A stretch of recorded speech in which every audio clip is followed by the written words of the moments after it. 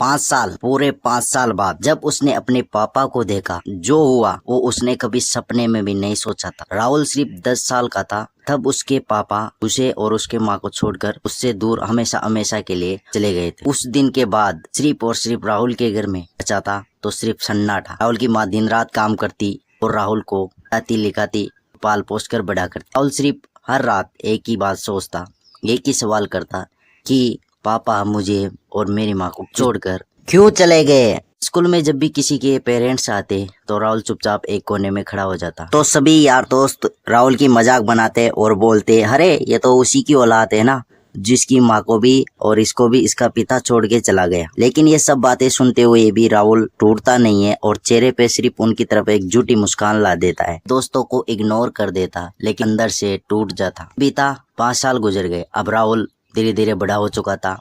उसके दिल में एक खालीपन।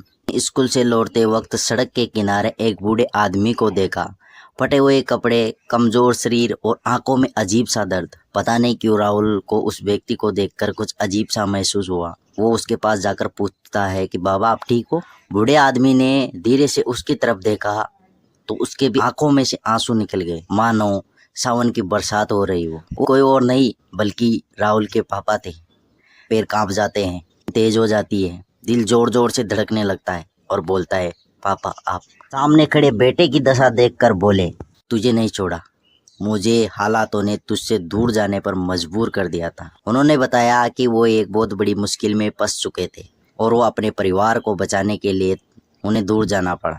लेकिन इस बीच उन्होंने सब कुछ खो दिया। लेकिन इस बार एक बेटे की तरह नहीं बल्कि एक समझदार इंसान की तरह। उसी दिन उसने जिंदगी का सबसे बड़ा सच सीखा कि किसी को जज करने से पहले उसकी कहानी जान लो, क्योंकि हर मुस्कुराता हुआ चेहरा कुछ नहीं होता और दूर जाने वाला बेवफा नहीं होता। दोस्तों इस कहानी से हमें यह शिक्षा मिलती है कि जिंदगी में कभी भी अधूरी जानकारी के आधार पर किसी अपने से नफरत मत करना। हो सकता है वो इंसान नहीं, उसके हालात गलत हो और हालातों की वजह से वो इंसान आपसे दूर जाना चाहता हो। दोस्तों एक बात याद रखना, जिंदगी में रिश्ते तोड़ना आसान होता है लेकिन सोच समझकर निभाना ही असली ताकत है। अगर आज के बाद आप किसी को जज करने से पहले उसकी कहानी समझने की कोशिश करेंगे। दोस्तों उम्मीद करता हूँ कि ये वीडियो आपको पसंद आई होगी, तो इस वीडियो को एक लाइक करके कमेंट में अपनी राय जरूर दे और चैनल को सब्सक्राइब करें, क्योंकि जब भी कोई भी स्टोरी इस चैनल पर डले तो उसका नोटिफिकेशन आपको मिल सके और कुछ स्टोरियों को देखकर आप भी अपनी जिंदगी में